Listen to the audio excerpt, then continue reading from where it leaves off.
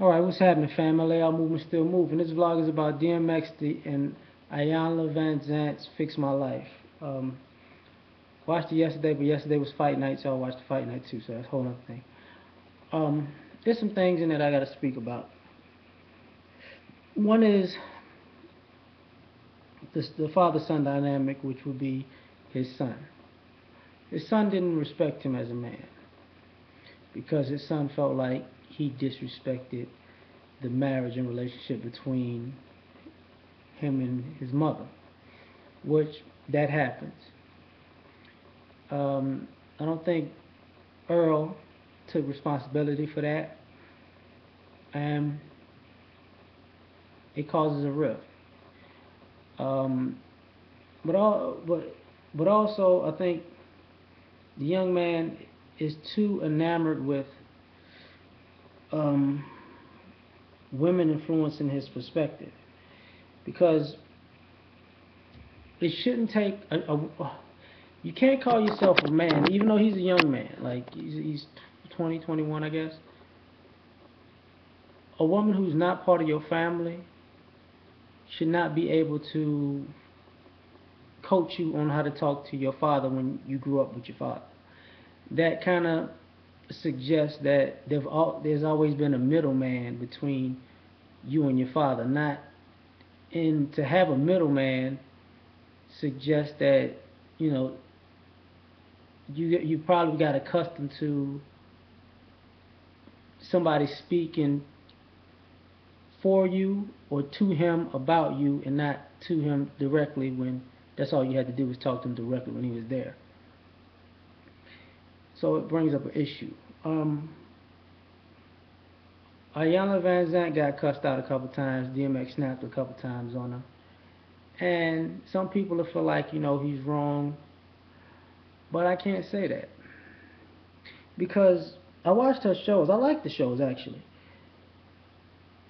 But it's always a man's fault, especially a father, unless the father's dead or the woman in the picture didn't acknowledge the real father, so they don't know who the father really is. So other than that, it's always the father's fault. With Evelyn, it was the father's fault. With the guy whose wife left the family for another man and came back, it was, well, how come you didn't know? And this is your fault for making an unhappy home, which is ridiculous. With man, with the father who, there's one father who was habitually in jail for being a heroin addict, and grandmother came in and raised the kids, and they was asking dad why you wasn't there for me as a father, and guess whose fault it was?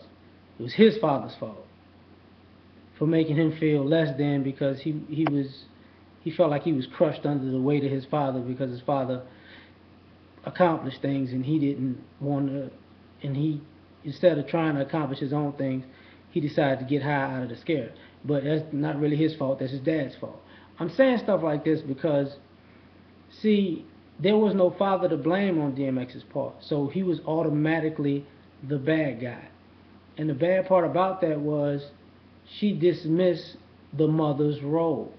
As in, if you're a mother and you throw your son in an institution at the age he's watching Sesame Street, you kind of set him up to be a criminal.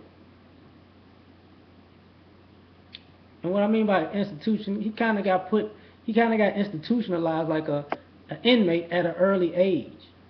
And people say, and when he brought that up, Iyanla Van Zant was, you a man, fuck all that, fuck that bullshit. When in essence, everybody else that she's talked to, she went back into their childhood and saw where their issues came from. And it was usually somebody, the one that she would stick to is, oh, it's gotta be your daddy. So what happens when his mama,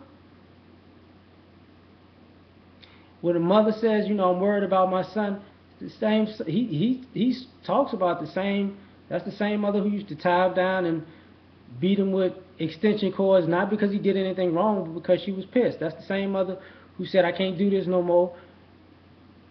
dropped him off in an institution. That's the same mother that took him to a foster home, walked off to buy. That's the same mother her mother had to take Earl in and raise him as her own, and that was his first time that he actually found somebody who genuinely loved him. So when it's only a grandmother that loves you and a dog in your whole life, don't you think, and everybody else throws you to the wolves, don't you think it's gonna give you a complex? But that didn't matter to her, which bothered me, because how can everybody else be a human being and have a past that affects their present, but when it was a black man and his past was harsh, it didn't. Who gives a shit? Your kids hurting now because of what you did to them when they were kids. But hurt people. But the problem is, you don't get hurt people who can blame their father, you give a pass. But hurt people who blame their mother, that's irrelevant. That's marginalized. That was hypocritical. As far as DMX goes, he's not good at expressing himself out of anger and frustration. And for those of y'all who felt like he was off the hinges at times, or he was lying, or he was high, he might have lied a time or two. But to be perfectly honest, I'm not too sure he did. Because if he said, "Did you do this?" he'd be, "Yeah, no, I did it. I did that. Okay, I did it." It's not really the mode of a lie. That's somebody. I mean, he admits where he made his mistakes. The problem is, he made too many repetitively, which causes a bigger problem, because they just figure that's who you are, and that's legitimate. But the thing about it is that I do not like about the situation is, a lot of people get upset about him as if his life, you can't put his life with a normal life. You can't. When you were a kid and you were watching Sesame Street, or somebody was watching Pokemon or G.I. Joe or shit, the Care Bears, or Yu-Gi-Oh, or whatever the hell you was watching as a kid, and you was in your little fantasy land, this dude was getting jail culture at that age. So you can't see what he does as normal. You can't see what he does as extreme, because it's foreign to you that your parents would throw you into jail as a kid. It's foreign to you that there are places in the country that could care less about a person destroying their kid's psyche. Because it never crossed your mind. It wasn't you. Well, I mean, I'm here to tell you it happens. It does. And some people become extremes like X, and some people become introverted with pent up rage and aggression. It just depends on the person. The other thing is, they approached him disrespectfully, in a manner as she said she has a feeling for a drug addict, but she didn't approach him like he had a disease and he was a drug addict. She approached him as if he was beneath everybody. And the problem with that is this: if the guy that everybody's calling wild and irrational and crazy and a scumbucket is the same guy that everybody's running to and crying to in their time of need or want, then that means he has to buy your attention and affection from his own family, from his own friends, which further shows that he has a reason to be paranoid. He has a reason to be distrustful. He has a reason to be frustrated, even when his behaviors are not normal, or are not what people consider to be right or wrong. So a lot of people, man, if y'all gonna judge him, ask yourself,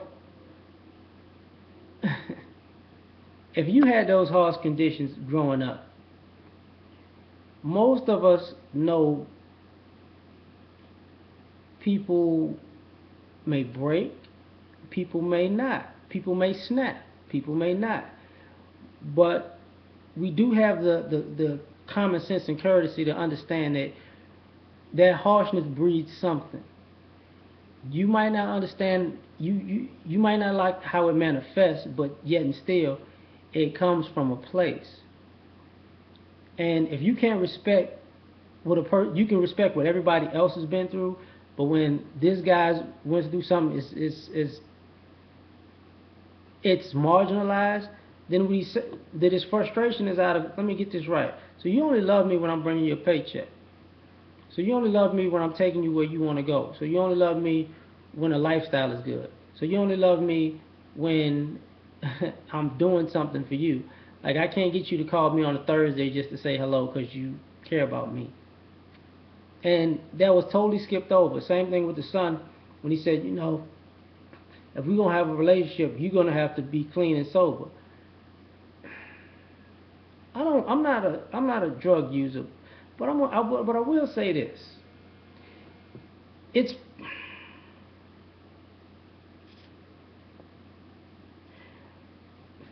You never took the time to take the stipulation to say, just don't be high when you're talking to me. Because the thing about it is, they talked about this man's drug habit, which has been going on for half of his life, more than half of his life. And the irony of that is, the son, probably his other children, probably have a problem with him drinking and smoking. Probably everybody around him does. But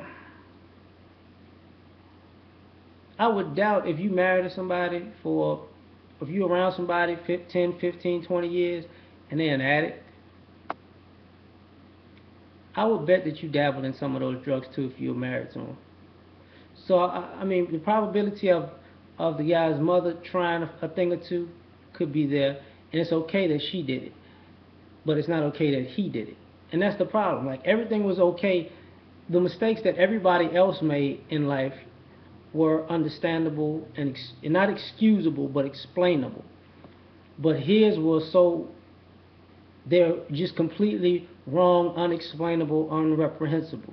And to do something like that to a person who's feeding you, because he was one point he said, dude, you don't talk to me. And he was like, well, look what you did. And he was like, okay, that's what I did. He said, fine. For the last 6 years, I ain't been respectable. That's basically what he was saying. He said, but damn, okay, are you going to give me credit for the first 14 when I broke my back? And the son was like no. Like, he really was like, nah, what about when I was coming to you asking to be, trying to be your best friend and be your best bud before all of this excess drama started? Were you're not going to give me credit for that? What about all the lessons he taught him? Not going to give credit for that. All he's going to say is, you cheated on my mother. And I don't like you because you cheated on my mother and you yelled.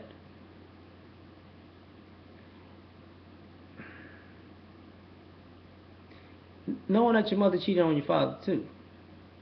So you can excuse your mother's cheating, but you can't excuse your father's cheating.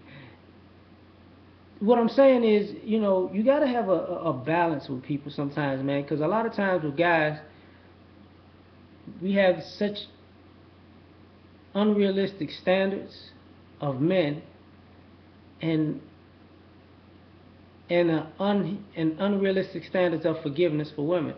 And you got to watch that. I mean, I went on for a minute, man, but I'm going to just leave it at that. There's some other things I would talk about, but I'm not going to do it. Peace.